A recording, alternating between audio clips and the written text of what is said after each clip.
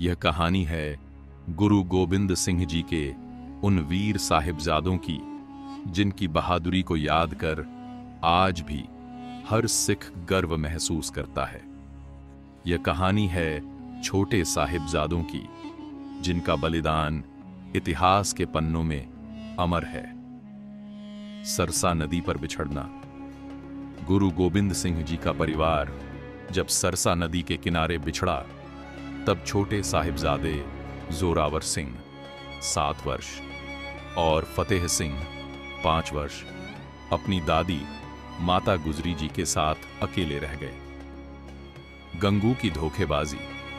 गंगू नामक एक व्यक्ति जो पहले गुरु घर का सेवक था, लालच में आकर माता गुजरी और साहिबजादों को धोखा देता है और उन्हें सरहिंद के नवाब वजीर खां के हवाले कर देता है। ठंडे बुर्ज की कैद।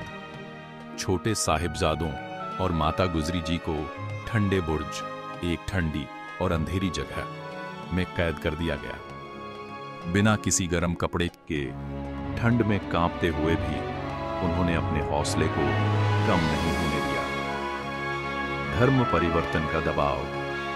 वजीर खां ने छोटे साहिबजादों को इस्लाम स्वीकार करने के लिए मजबूर किया, लेकिन उन दोनों ने निडर होकर कहा कि वे अपने धर्म से नहीं हटेंगे। हम सिर कटा सकते हैं लेकिन सिर झुका नहीं सकते।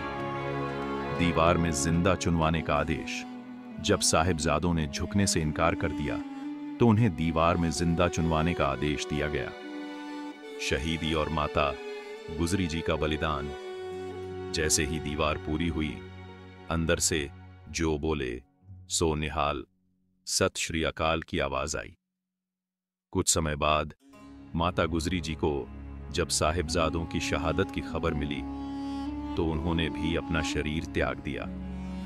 यह शहादत हमें सिखाती है कि धर्म और सच्चाई के लिए खड़ा रहना ही सच्ची बहादुरी है। छोटे साहिबजादों की कुर्बानी हमें हमेशा प्रेरित करती रहेगी। साहिबजादा अजीत सिंह। सिख इतिहास में चमकौर का युद्ध वीरता, साहस और बलिदान की मिसाल है। इस युद्ध में श्री गुरु गोबिंद सिंह जी के बड़े साहिबजादा अजीत सिंह ने अपने शौर्य का ऐसा प्रदर्शन किया कि उनकी वीरता इतिहास के स्वर्णिम पन्नों में अमर हो गई। चमकौर का युद्ध। चमकौर के किले में जब गुरु गोबिंद सिंह जी अपने कुछ सिख सैनिकों के साथ मुगलों से घिरे हुए थे तब युद्ध का निर्णय लेना अनिवार्य हो गया। साहिबजादा अजीत सिंह ने अपने पिता से रणभूमि में जाने की आज्ञा मांगी। गुरुजी ने उन्हें समझाया, लेकिन उनके चेहरे पर विजय की लालसा और धर्म की रक्षा का संकल्प स्पष्ट था।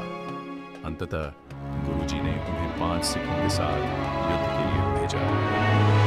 रणभूमि में शेर की तरह लड़े। जैसे ही साहिबजादा अजीत सिंह रणभूमि में पहुंचे, उन्होंने अपनी तलवार और तीरों से मुगल सेना में हाहाकार मचा दिया। उनकी युद्ध कौशल और वीरता देखकर मुगलों के पांव डगमगा गए। एक के बाद एक उन्होंने कई दुश्मनों को परास्त किया। तलवार टूटी पर हौसला नहीं। युद्ध के दौरान उनके तीर खत्म हो गए, लेकिन उन्होंने हार नहीं मानी। तलवार निकालकर वे दुश्मनों पर टूट पड़े। तलवारबाजी में वे अद्वितीय थे, लेकिन लड़ते लड़ते उनकी तलवार भी टूट गई। इसके बावजूद वे रुके नहीं और अपनी म्यान से ही लड़ते रहे। 17 वर्ष की आयु में अमर बलिदान। साहिबजादा अजीत सिंह अंत तक लड़ते रहे जब तक कि वे वीरगति को प्राप्त नहीं हो गए। मात्र 17 वर्ष की आयु में उन्होंने धर्म और सिख पंथ की रक्षा के लिए अपने प्राण न्यौछावर कर दिए। स्मृति में बसा एक शहर। उनकी शहादत को नमन करते हुए पंजाब के मोहाली शहर का नाम साहिबजादा अजीत सिंह नगर रखा गया, ताकि आने वाली पीढ़ियां उनके बलिदान को याद रख सकें। साहिबजादा अजीत सिंह का बलिदान हमें सिखाता है कि सत्य और धर्म की रक्षा के लिए हर कठिनाई का सामना करना चाहिए। उनका जीवन सच्चे साहस और शौर्य की प्रेरणा है।